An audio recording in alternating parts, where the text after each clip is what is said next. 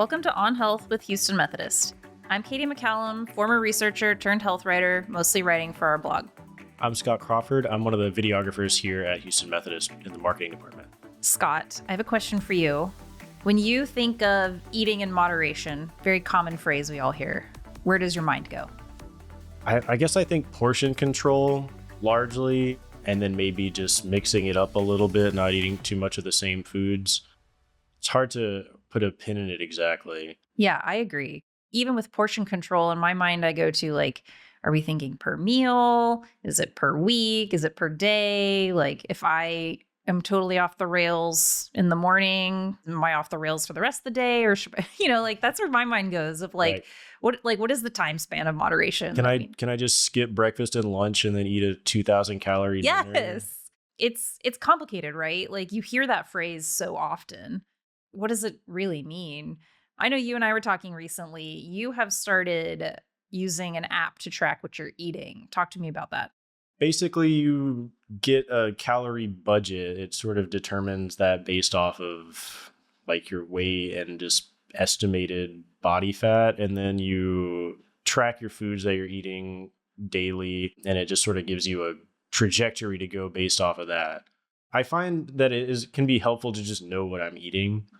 You're putting in every meal you're eating, every little snack, and it's good to know if it's something that's more calories than you expected, or maybe it's healthier than you may have thought. And so I find it's useful for those. And it also keeps track of macronutrients, which is a big part of.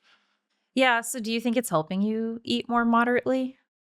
I think it can help. I think sometimes it is kind of a hindrance just because if I eat a lot of different things, especially if I go to a party or something, it's we got chips and dip. We've got everybody brought their own dish and we ate a little bit of each one. I'm not going to sit there and enter 20 different things that I ate. So you kind of just have to not do any entry that day and just well, close enough, maybe, or I just totally blew it, but I'm not going to worry about it.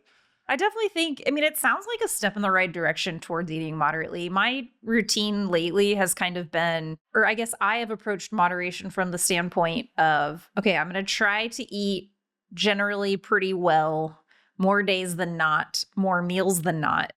But again, it's so vague and and then what's a healthy meal and what's not? And then, yes, maybe if I have some hummus, that's healthier than having hot fries, but then if I'm not eating anything else with that hummus, is that moderation? Because now I don't have any vegetables. And I don't know, my brain just gets, as soon as I start thinking about it, I get overwhelmed.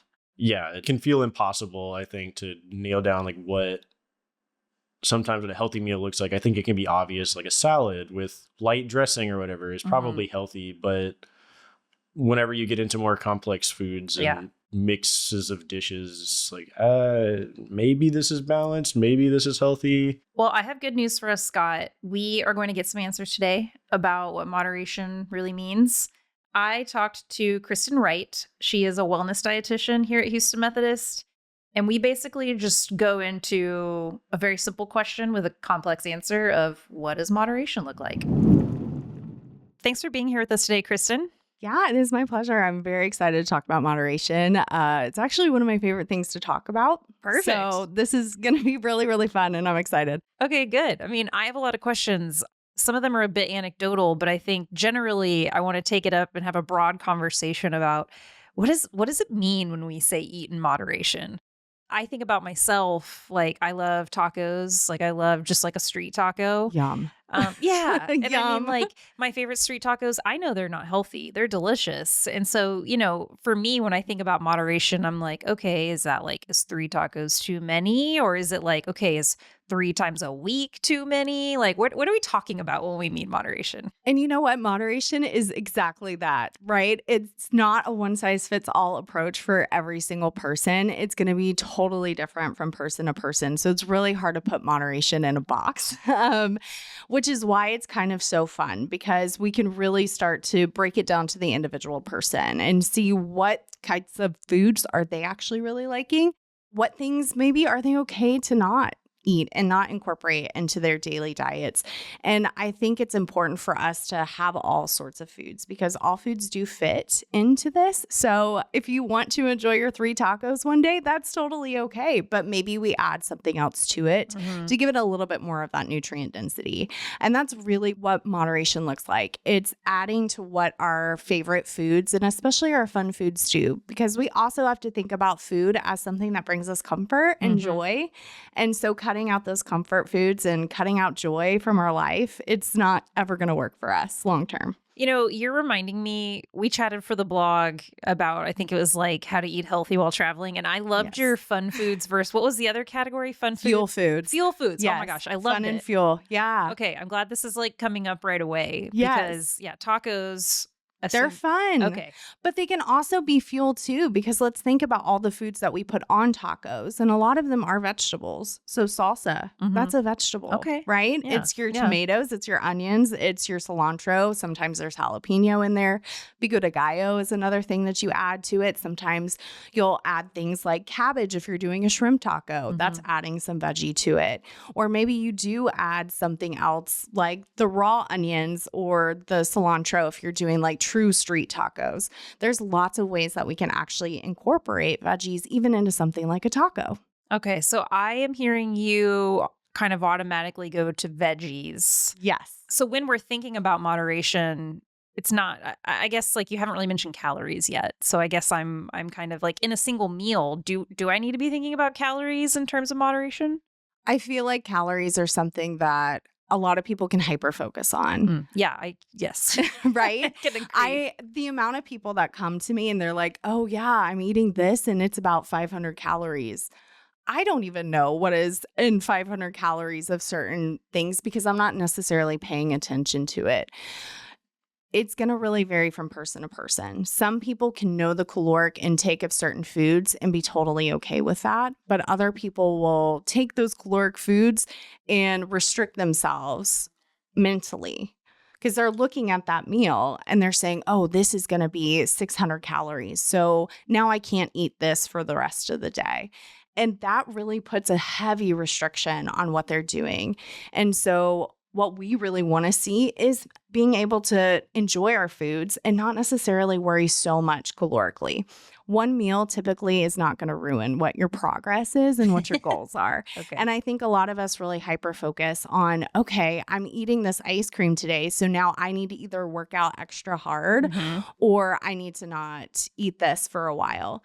And then we get into this binge restriction cycle that really develops a very unhealthy relationship with food. And unfortunately, we live in a diet culture and a society that tells us restriction is the only way to be healthy. Yeah. And that's actually not the case. And that's why moderation is so important. But it is going to look different from individual to individual. Okay. So how do I know if I'm eating too much in a meal? So I like to look at it from a portion plate standpoint. Okay. Because a lot of times, specifically with tacos or when you're dining out somewhere, the portions are going to be very large. And so we do want to start listening to our bodies and start intuitively eating. Now, sometimes, let's think about the holidays, right? We're going to sometimes overdo it and we eat a little bit more than what we maybe anticipated eating. But we typically pay for that too. We feel a little bit extra just sleepy and tired, and we may feel like we can't recover very well. And so we can kind of take that as a learning and understand where our body is telling us to stop. So that's one of those practices that takes a little bit of time for us to actually get back into our mind and focus on what our brain and our gut is telling us. If your gut is feeling overly full and you're hitting maybe an 8 or a 9, if we're putting your hunger on a scale of 1 to 10, then it might be time to stop, even if it's really delicious. So we have to sort of start training our bodies for those satiety cues that we used to have. I did not do this on purpose, but I overate at lunch today. And I didn't eat out. I just was like, we had a bunch of leftovers. So I like pulled them all out of the fridge. And I don't know, it just kind of, you know, when you're like picking little different pieces of certain things. And then one of them were like some French fries we had last night. Could not stop eating the French fries. I overate for sure. I feel disgusting. Like even right now, I'm like, oh my God, I'm so full. in those moments, I mean, do you have any tips for us? Like you mentioned, noticing those satiety cues.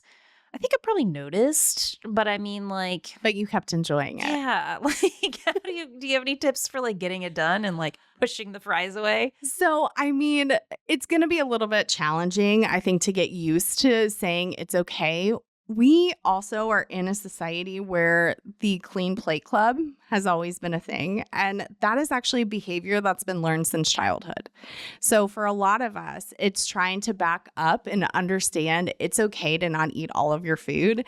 It's funny because I feel really bad about this too. I feel guilty when I don't finish all of my food. I actually threw half of my lunch away today, and I feel really bad about that. Yeah. But I just couldn't eat anymore. And so I think it's just starting to retrain ourselves to feel that cue in our gut and slow down. Yeah, I will say I was like eating really fast and I was standing while I was eating. So I Yep. was just like kind of just shoving fries in my mouth. And so that is a great way of being able to analyze yourself and say, okay, maybe I need to eat a little bit slower. Maybe instead of standing, I need to put myself in a place where I'm seated. I need to put my fork down in between bites, or just not so mindlessly, eat. If you're sitting there doing something else, right, which we all usually do. I mean, we're all guilty of working lunches, right? And so if we're doing something else, we actually find ourselves to be distracted. And then we just keep eating and keep eating and keep eating. We see this too at home. Think about sitting in front of the TV and doing something very mindlessly. People will grab snacks that are really fun and tasty, like chips or even popcorn, which is a great snack alternative, actually, because it's got some good whole grains and some good fiber in it. But we can overdo that too, Right. because we're just sitting there and mindlessly doing it. So taking a step out of some of those things, conversating with people can actually make a huge difference, because when you're talking, you're not necessarily always eating. So that can really help too. And just slowing down so that you can actually feel when your body is starting to hit that point. I'm glad you brought up snacking, because and you even mentioned like you can overdo it on popcorn, which like popcorn is kind of a healthier snack, Yeah. but you can still overdo it. I mean, when you're snacking and you're kind of snacking, I mean, I guess I'll say this. Should you only be eating when you're hungry? Not necessarily. Yes and no. Yes, we should be following our hunger cues, but sometimes we eat for a lot of different reasons. And it could be we're really stressed out. It could be somebody brought in something really tasty and it looks really good, like the cookies, or maybe for here, we have lots of reps come in and they bring lots of stuff from outside. And so you might have those temptations kind of sitting around. And it's one of those things that we have to really self-analyze. Is this something that I really want? Is this something that I'm craving? Is this something that could be taken somewhere else? Can I go for a walk instead and be totally fine because I feel satisfied? Or can I do some other type of movement? Or can I do something else as a distraction and be fine with walking away from that? We have to sort of analyze that food noise and see if it's really coming from a true hunger perspective, if it's really something we're craving, or if it's something we can kind of go without. And it's going to really depend on the day. So we have to kind of take each and every day to say, okay, what type of hunger am I feeling? Am I physically feeling hunger? Then yes, you should absolutely eat when you're physically feeling hunger. Please do not wait, just because your lunch is typically at noon, but you're hungry at 11 a.m., your body's trying to tell you something. So just follow that hunger cue. Mm-hmm. Okay. On the other end of it, maybe you're not so hungry and maybe it's just something that looks really good. Some days you might want to eat that cookie or have a little bit of that ice cream, or kind of give in almost a little bit to that, because we want to allow ourselves to have those foods. It's very unhealthy to restrict things that we're craving. It really can lead to binge eating later down the road. And if we're trying to build a healthy relationship with food, it is all things in moderation. So all foods are going to fit in this. And I think if we can analyze those times when we want to eat them, then that's great. And if we don't, and we're okay with going without, then that's also great too. All right. So overall on the plate, or how much we eat, portion sizing, moderation. What about macronutrients, in the sense of, let's say for lunch today, I pretty much just mostly ate fries. And let's pretend like I didn't overeat. Let's pretend like I ate until I was full on the fries. Yeah. Is that, am I going against moderation there? Because I did not touch a single piece of greenery. I didn't probably have any protein. So what would you say around that? I would say that that's maybe not a balanced plate. However, it doesn't make it necessarily a bad thing, but there is room for us to add some more nutrient dense items to those potatoes because potatoes are really great. They're full of really great vitamins. Now, obviously, fried potatoes are going to be a little bit different than that, but that's okay. They're fun. They're enjoyable. We love them. But trying to add some protein can actually be really beneficial. Protein has a lot of great benefits. The kind of icky thing about macronutrients in general is our diet culture has taken a lot of macronutrients to the extreme. And so specifically with protein, what we see is people are pushing these very, very, very high protein based diets, and it's really unnecessary for most people. Mm-hmm. So protein is important. It is a great macronutrient. It's going to help with your muscle growth. It helps with our cell tissues in recovery. So protein is absolutely essential. However, not as much protein as what's being pushed probably is essential. Yeah, I've even seen I was buying pasta the other day and it was like protein plus pasta. And I was just like, what? Like more protein than it usually has? Or are they just calling out that pasta has protein? Like, do I even believe that? And I don't know. It's just so weird. And it's hard with some of the things that they put on the label because we don't know if they're naturally actually coming from those foods. So something like a lentil or chickpea is going to be a little bit higher in that protein. But if it's a different alternative kind, they could actually be adding in some type of other protein into it to kind of enhance that protein amount. So if it's not naturally reoccurring in the food, it's probably an additive. And we also have to keep in mind that these companies are making money based on all of these trends.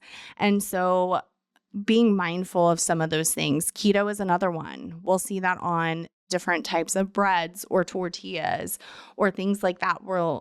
They'll put that keto on there. Mm-hmm. All that really means is there is still carbohydrates in them, but they focus on the net carbohydrate, which we don't really talk about a whole lot. I don't know if I've ever even heard of that. It's very old school, especially old school kind of diabetes. Basically, what they look at is the amount of fiber that's in there, and they subtract that from the actual total carbohydrate to give you this net number. Mm-hmm. Basically, what it means is they're pumping in a ton of fiber into these products. And that can be, again, too much of a good thing. Mm-hmm. It's going to disrupt your gut and make you feel maybe bloated, sometimes constipation. I was actually looking with somebody at a nutrition facts label for a bread that is specifically designed for individuals with insulin resistance. They actually put 29 grams of fiber in one slice of bread. Whoa. And so what if you eat 2 slices of bread, you're like, it's a lot. You're supposed to have 25 to 30 grams per day. And that's going to be at one sitting. What is the benefit of something like that? Is it just so they can say it's low net carbs and that's all they're trying to do? And they're also pumping fiber as something because we know fiber is so beneficial for our health. So it helps to slow down our digestion. It keeps us full. It helps with blood sugar control. If you've ever heard the term prebiotic, it's just a fancy word for fiber. So it's fuel for our gut bacteria. And most of these fibers are going to contain both soluble and insoluble base fiber. And so a lot of these products are going to have both of those things in there. And they just want to push it so that they're like, this is going to be really good for your health. It's something that we can advertise as keto because it's not going to spike your blood sugars as much. I see. Okay. And everybody wins except for the consumer who eats that 29 grams of fiber. I was going to say, obviously, moderation with my potatoes. Like, I know I overdid that, but do we really want people getting their day's worth of fiber at a single meal? Or can your body deal with it all at once? Or should you be spreading it out? When we're talking about moderation, even then, do we need to be moderating the macronutrients throughout the day? Absolutely. Okay. Absolutely. I see this all the time too with blood sugar control or individuals with diabetes who will save all of their carbs up in a single day for a single meal. It's very not good because we're actually going to have such higher spikes at that one meal versus the rest of the day. And what we want is consistency. So that's going to be with all of our macronutrients. It's not just carbohydrates. It's our fibers. It's going to be our healthy fats. It's going to be our protein. And ideally, we want to be able to have each component at each meal and add in those good veggies, because veggies is something that we just don't get enough of as a society. Yeah. As someone who writes, blog articles all day, every day, I think like the last stat I read was like 8% of men and 10% of women eat enough vegetables every day, which I don't know. That's just crazy It's to think hard. about. It's so challenging, so hard, especially if you're not eating at home. It's really Yes. tough to get, I just feel like entrees don't come with vegetables anymore. They really don't. You kind of, unless you go get a salad or you go get, whatever it is where it's a like veggie based meal, they're kind of just like not there. Or they'll give you like a tiny little bit of something, but it's clearly not enough. And it's way, there's way more like steak on the plate or chicken on the plate and mashed potatoes or whatever else. So I'm guessing that's all part of the moderation equation too. It absolutely is. And my sort of philosophy, if there's ever an option to add in more vegetables, do it. Because even if you're ordering an additional side of veggies, what you're going to do is you're going to eat a little bit less of even your protein and your carbohydrate. So all of that good fiber that's found in those veggies is going to really help keep you full. You also get some good fullness from that protein and then that carbohydrate. If we do something like a potato that's a little bit more simple, that digests a little bit faster, we're still going to have that sort of fullness and satiety for a little bit longer, which is also what we're looking for there. So always add veggies where you can. It's really hard when you're traveling on the go. You do have to sometimes look a little bit deeper into certain places and options may be limited. And in that case, always just trying to pair some type of snack, protein, healthy fat with your carbohydrate or with a veggie if you can find one. And that's going to actually help with some of that satiety. Maybe thinking about calories sometimes is not a good thing, but let's say you're a person who wants to try counting calories just to get a sense of what they're eating, and you're tracking things, but you're not necessarily saying like, I'm going to stop at 500, but I just want to know how many calories are in this piece of chocolate and this, burger I had at lunch and this salad that I had. Is that a good thing? Or do we get into a negative space with that? I think it's going to vary from person to person. So I think it also depends on what your history is. If you have had a history with taking calorie counting to an extreme where it did become some type of eating disorder, maybe not the best option. If you feel like it's going to cause you to really restrict and feel guilty, maybe not the best option. However, I do actually encourage counting or paying a little bit more attention to food labels for some people, just to give them that baseline of where they're actually fitting throughout the day. What I tend to see quite a bit is we self-restrict. And so a lot of people are actually not eating enough for what their body needs specifically. So we are really, really blessed here to have our in-body machines that we can do. So we can actually see what basal metabolic rates are for each individual person. And that's going to be based on your skeletal muscle mass. So it's really cool for us because we can see, we're actually meeting that target of what your body needs for a day, or maybe we're not necessarily meeting that target. So I think it can be a really useful tool, especially if you're just starting out and you maybe don't realize how much you A, are eating, or B, not eating enough. And it can kind of be somewhere in the in-between.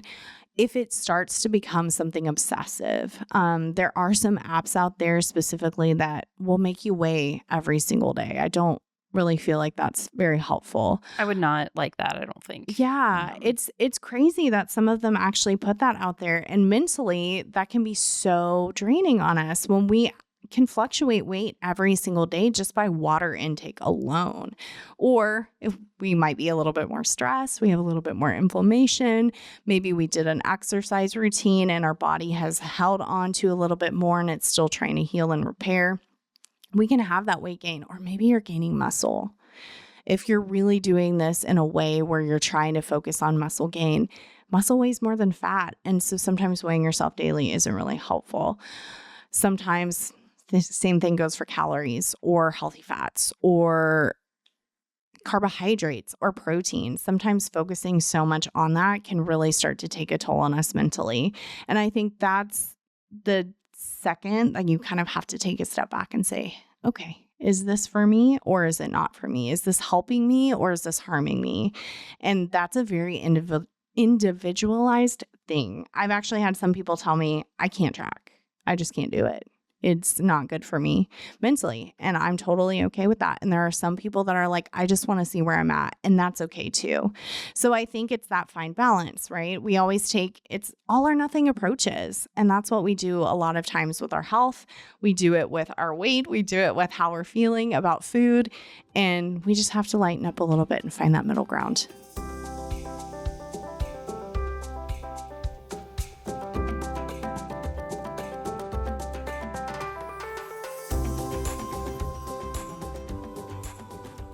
Up after the break, Kristen gives us more tips on moderation.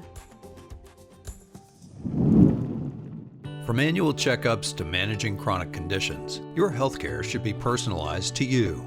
At Houston Methodist, our primary care doctors provide customized care for you and your family, with more than 40 convenient locations across Greater Houston. We offer a variety of ways to get care, from in-person and virtual appointments to same-day visits when you're sick. Choose your doctor and schedule online at houstonmethodist.org/stayhealthy. Houston Methodist, leading medicine.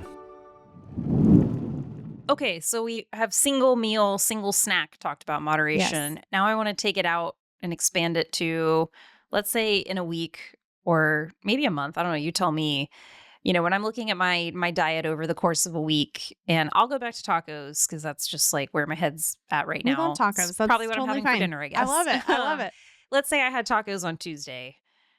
Today's Friday. Yeah. And now I'm like, gosh, I'm really craving tacos again. Tacos twice a week. They're not healthy tacos. And there's like no vegetables at this place. Is that twice a week a bad thing? 3 times a week? I'm guessing you're going to tell me it depends, but I'm curious to hear how you would kind of talk me through that. I think the first thing I would ask is, how do these tacos make you feel? And why are you starting to experience these cravings, right? Because we don't think about food as being psychological, but sometimes it is, right? No, you're right. No, you're right.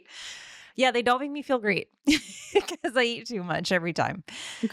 Okay. So how many times per week is that bad to do? I'm going to challenge you again. Okay. And not even say times per week, Okay. right? Because what I'm kind of hearing you say is that you might be limiting the tacos because you feel like they're not nutrient dense for you and for your body. So how often are you eating the tacos and enjoying them, or are you limiting them? I would say I'm limiting them. Yeah. Okay. Yeah. So that's why you feel like you're overdoing it. So when we have food in a category that it is a restricted item, or it's something that's not going to necessarily fuel our body well, not only are we going to crave it a little bit more because there's that sort of emotional component that we're feeling with it, when we do eat it, we also might overdo it. Yeah. And so it's not about how many times a week you enjoy it, but maybe you are able to enjoy it a little bit more frequently, maybe like once or twice a week, but do like 1 or 2 tacos at a time and then add in some of those fuel-based foods on the side. Yeah. So it's how can we fit these foods into our day-to-day life, and how can we not restrict ourselves from that? Because if you're only eating the tacos 2 or 3 times a month and you feel like you can't control it, then you might want to actually start adding in those things a little bit more frequently so you can eat a little bit less and still feel satisfied. Another thing you can do is keep slowing down, because even with the tacos, if we actually savor them, enjoy them, and then eat something nutrient dense to go with it, we're typically going to eat a little bit less and we won't feel guilty afterwards. Okay. I'm curious to get your thoughts on just the emotional component of all this. Is a lot of your job just helping people reframe their mind around the emotional parts of it? And like, where do we start? Surprisingly, yes. I feel like I'm a food therapist sometimes. I can see it. Food is very traumatic for a lot of people. And we're taught a lot of our kind of food-based knowledge, and not only that, but our feelings and how we use food as comfort as a kid and as a child. And so a lot of times we'll look back and see if there was something that happened in childhood, or was diet culture affected? How were your parents? Were your parents doing these crash diets and these fad diets? Were you around that? Were you around restriction? And a lot of times it starts with that. And then we have to start to unlearn some of those patterns and build that healthy relationship with food, because that's really what moderation is. It's not allowing food to actually control us, but us taking that control back over food so that we can enjoy it, because food is really something that we all should enjoy, and it can bring us comfort and it can help us when we're emotional. But when we're using it as a crutch and we're binging it, when it becomes an unhealthy thing, or the opposite, right? When people are over exercising because of something they ate, or they're restricting their calories to a very low amount, that's also very unhealthy. So we have to find that balance in between to where we're not experiencing that binge guilt restriction cycle. Yeah, it's a good point you make, because I would say if I just let myself eat those foods more often, but to your point, paired them with, like, let's say it's like broccoli with the taco, and I only eat one taco because I'm full with all this broccoli and maybe some beans, but I do it almost every day of the week or something, maybe not that much, but I probably wouldn't overdo it on the thing, because I haven't like made it this sacred item that like brings me all this food joy all at once. Exactly. The amount of times people tell me about their cheat meals, and I'm like, no, we shouldn't have cheat meals. That was going to be my follow-up question to this, so I'm glad you brought it up. I mean, okay, so there's the answer. There's no number of cheat meals per week, really. There shouldn't be, because if we're actually developing that healthy relationship with food, then all food is going to fit into that category. So there's not going to be one day where it's a free-for-all versus another day where you're not eating hardly anything at all. Our ultimate goal is to fuel your body for what it needs. Now, there are going to be some days where it's birthdays or celebrations or something like that where food is really heavily involved, or maybe it's something you just want to enjoy, and that's okay. There may be other days where you're cooking at home more, you're able to add in a little bit more of that veg, and you are able to really make sure that you're fueling your body well. Both of those days fit in our lifestyle. I think we put a lot of pressure on ourselves, especially individuals who are working. Maybe you have a family, kids, you're busy, there's lots of stuff going on, and you're on the go a lot. And we put so much pressure on ourselves that we have to be perfect at every single meal. And that's just not the case.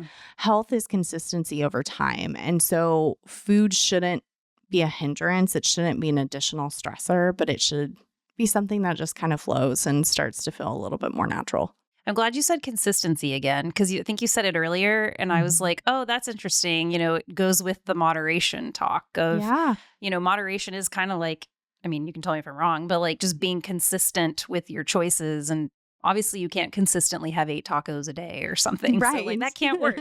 Right. But yeah, I like the consistency component to it. I find that I don't really struggle when we cook at home. It's then I like anytime we eat outside of the house, I just go crazy, because I'm like, here's the cheat meal because I'm not at home, so I don't need to eat healthy. And I just, and then I come home with the fries and I eat them for lunch the next day. Which is okay. Fries are great the next day. Yeah. They are. And I always like to use that as a good example, though, is bringing food home is a really great way to enjoy a lot of those fun-based foods in moderation, because you aren't eating the full thing at that single sitting. And, if you are to add in a little bit more veggie, then you can look at that meal that you're eating and enjoying out and say, how many meals can I actually make out of this? It's probably 2 or 3 if we're actually adding in some of those additional nutrient-dense foods. We can also take the things that we bring from eating out back home and then add those nutrient-dense foods at home too. So there's ways for us to be able to enjoy all of that. Yeah. I am all about food. I am a grade A foodie, and I love all sorts of foods, especially cheese. So, if there's going to be a place for me to go and enjoy those things, I'm going to do it. But I'm not going to go home and feel guilty about it, because we've added things to it. And that's all that this is. It's just, what can we add? How can we add fuel to our fun? I do like this idea of consistency, and then also I think if I let myself have this stuff more in smaller amounts, I would safeguard it less, and I wouldn't try to like attack it. That's exactly with, what like, it is. It's safeguarding. It's, Yeah. it's Oh, yeah, I can only have this day. I'm like, I'm never going to see these French fries again. I Yes. have got to eat them all this moment. Yes. And it's just silly because it's so untrue. But that's exactly what our diet culture teaches us. Yeah. It teaches us we can't eat certain things, that foods are off limits. If you look at pretty much almost every diet out there on the market, it is very restrictive of either a single food group or certain food groups. I mean, it's crazy what this culture has gotten into. And with social media, it's just gotten even worse. Yeah. It's so bad. And so we do have to be really careful about what we're also listening to and what we're allowing to influence us, because a lot of these influencers that are out there, they don't have any type of background in this, and they're maybe sharing their journeys, they're sharing what's worked for them. But one size fits all is just not the approach to health that we need to take, because each individual person is going to be so incredibly different. They have a different background. They might have had a different trauma related to food or to their body, or something that happened in school when they were a kid and they were bullied and now it's triggering something. I think all of us have to realize that we all have some little bit of disordered eating within us. And it's just caused by what we've grown up in and what our culture has been. And so it's really important for us to kind of challenge that and challenge some of those mindsets so that we can set ourselves free of that and be able to enjoy food the way that it was meant to be enjoyed in the first place. Yeah. I mean, we made it delicious for a reason. Exactly. It's awesome. Exactly. Yeah. It is. It is. And it can all fit in there. And, you know, I think one of the things too is people, especially getting into the fitness and wellness industry, they start working out more, they start doing a whole lot more things, but they don't change their diet at all. They're still restricting their calories, and then they're frustrated that they're not seeing any progress. Well, you have to eat when you're moving your body. And so that's something too. We have to learn how to re-listen to our hunger cues. We can't turn those things off, because if we're feeling hungry, our body's trying to tell us something. And sometimes we'll actually get sweet cravings if we're a little bit extra hungry. Yeah. Well, yeah, I think because your body probably goes into It some wants kind simple of carbs. Yeah. Yeah. Oh man. Okay, I have a question for you then in Yes. that regard. I remember someone once telling me that whenever you have like a sweet craving like that, to like drink a glass of water, and if you still want the sweets, like have them. Like, is that real or? So the glass of water thing is just to fill up your stomach so Okay. that you feel fullness. And if it's coming from an actual hunger cue, I don't necessarily love to take that approach, just because, yes, hydration is extremely important. Yeah, and you as we both may, have our water bottles, our mini beverages here. ginormous Yeah. waters. And it is important. So it is important to stay hydrated throughout the day. However, we also need to honor and think about, why do you want that piece of chocolate? What is going on in your head? Can you actually enjoy a single piece of chocolate? Or do you want to eat 4 or 5 pieces of chocolate? Because that's another thing that we can actually look at. I will do sometimes a chocolate exercise for intuitive eating, where we take a piece of dark chocolate and we take about 5 minutes to eat a single piece of dark chocolate. I've had people come to me and say, wow, I've never had a piece of chocolate taste this good before, because we eat so quickly that we don't actually savor it and enjoy it. So can you let that chocolate melt on your tongue? Yeah. Can you actually enjoy it? And will that satisfy you? That's really the question that we should be asking ourselves, is can we do it just slowly and let us savor that and enjoy it, versus should I drink water so I don't need to eat chocolate? Yeah. So just a little bit of an alternative. So any other tips that you have, maybe, or any like pieces we haven't covered about moderation or how to get it done emotionally that we haven't talked about that you want to share? I think it's all going to be individualized. We have to give ourselves grace for where we're at. This pattern, this behavior, these thoughts, these feelings, they don't happen overnight. They're starting from somewhere, they come from somewhere. And so we really have to look back and start addressing some of those things so that we can start breaking away from some of those habits. One of the things that I always like to tell people is stop putting food in categories that it doesn't belong in. So food doesn't need to be in a specific category. it can be just food. It can be fuel, because at the end of the day, that's what all food is. There are foods that are more nutrient dense. That's why they're fuel. They're going to really fuel your body really well. But there are fun foods that also fuel a lot of other things. They fuel our emotions. They fuel moments where maybe we are needing a little bit more energy. Let's take for women, every single month, we have something that comes along that causes us to need a little bit more energy. And we have those severe cravings specifically for sweet foods. And there's a reason behind that chemically. And so I think we have to get out of that headspace where we have to eat a certain way all the time, because we don't. It can be varied from day to day. There can be days where, you know what, it's not a cooking day and we're going to DoorDash and we're going to enjoy a milkshake, and that's okay. There are going to be other days where those veggies are something good. And the thing too is, as we start incorporating more fuel foods in, let's say we're eating a diet that's mostly fun. So we have a lot of fun foods in there, maybe not a lot of fuel. We start adding in some of those fuel foods, some of those good vitamins, those good minerals, all of those good foods that are going to actually promote health within our body will actually start to crave some of those. Yeah. And so we can have that balance a little bit easier. You'll notice some of the other cravings start to diminish a little bit, and then we can enjoy those in moderation every once in a while, or every week, or every day. I actually keep chocolate here. I'm like the designated chocolate person in this office, and everybody knows to come here for chocolate. But just because I have chocolate sitting in my corner doesn't mean I eat it every single day. But I will allow myself to eat it if I want it for that day. It takes a lot of training. It takes a lot of undoing things that we may be used to, but just know you don't always have to clean your plate. You can always add veggies in there somewhere, even if it's something we don't think about, like a salsa on a taco. There's always a way to add some type of veggie to it. Veggies to pizza. If you want to add whatever kind of veggies to that, that's a really good way to fuel up on that. And just knowing that it's okay to have all things. Okay. I love it. I think it actually ended up being more simple for us to talk through than I expected it to be. I was like, we're going to have to have like a cheat sheet that we add to these show notes or something. But no, okay. It's really easy. And I think we stress ourselves out so much about food. Definitely. Yeah. And it doesn't have to be super complicated. It can just be very basic. And sometimes even that, just taking some of that stress away, knowing, you know what, it's okay if I go through the Whataburger drive-thru today. But what can I do to add a little bit of extra fuel to that? Well, maybe I do ask for extra veggies. Maybe I only eat half of it. And then if I can find a salad somewhere, then I'll do a little bit of that too. Yeah, on that note, I probably will be having tacos tonight with like a side salad there or something you go. like that. You can also add veggies to the top of it. Yeah, I mean, like agreed. Peppers. Yeah. Onions. In my mind, somehow, I'm like, that's not enough. It doesn't count. It always counts.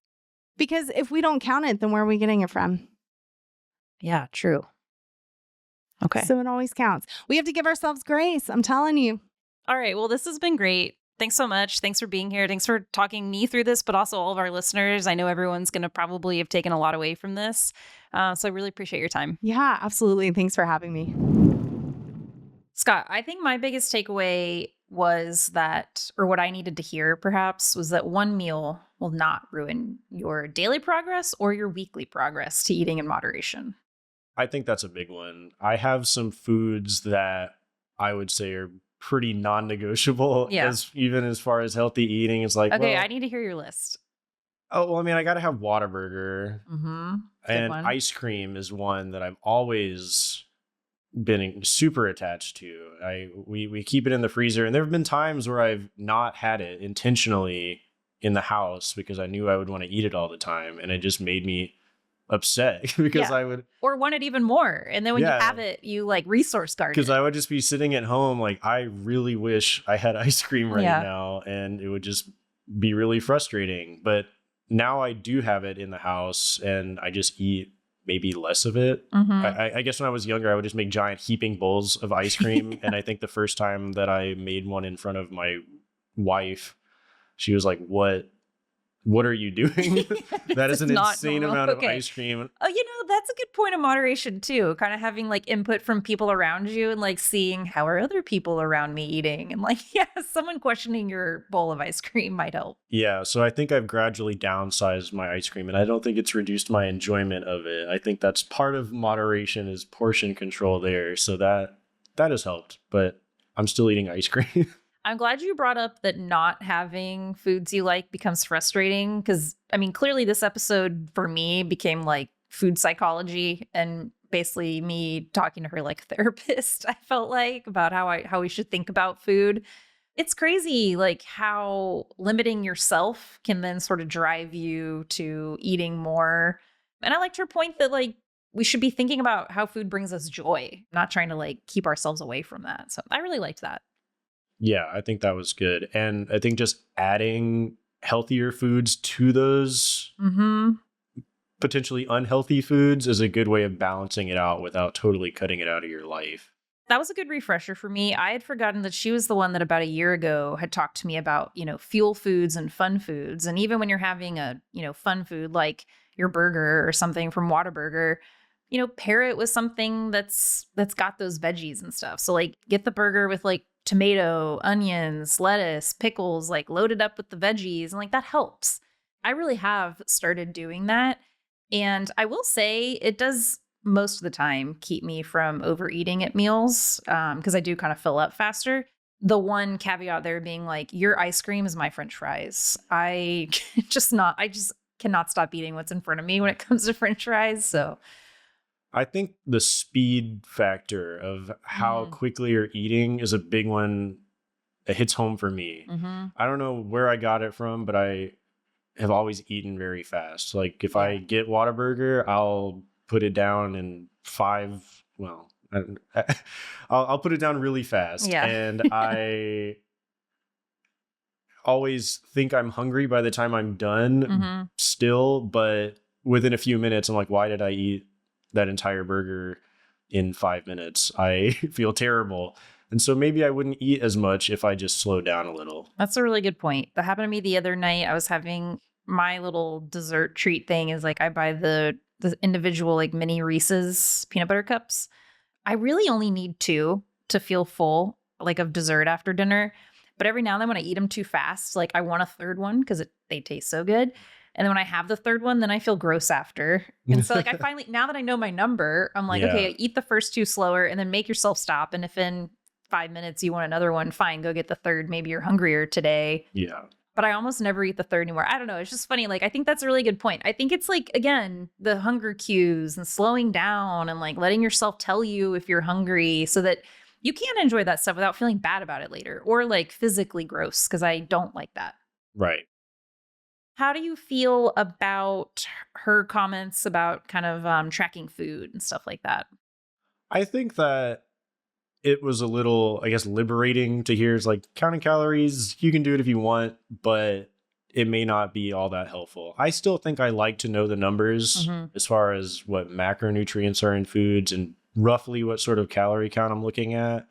But I don't think that going forward, I'm going to sit there and track every packet of ketchup that I eat, perhaps, and maybe just have an idea of what a healthy amount of food looks like and feels like to eat rather than just being super strict on myself about the numbers. Because I think that can be a little demoralizing when you're out of calories and you go to bed hungry and that just has an overall more negative impact than the calories you may have saved. Yeah, I agree. In theory, too, I think I would enjoy tracking my food for the same reason as you mentioned, like the macronutrients inside of each kind of food, making sure that I'm like hitting my fiber intake that I'm like aiming for, stuff like that. But well, I'm glad we both took something away from this conversation. I definitely think we have demystified moderation. I mean, a lot of what she said was kind of like, it depends, or I'm going to challenge you to think of it this way. But I feel very much more enabled to feel good about how I'm eating. Yeah, for sure. I think that it was an overall positive message about eating rather than just restricting yourself and putting yourself in a worse place than you may have been before with food. Well, all right. That's going to do it for us this week on Health with Houston Methodist. Be sure to share, like, and subscribe wherever you get your podcasts. We drop new episodes on Tuesday mornings. Until then, stay tuned and stay healthy.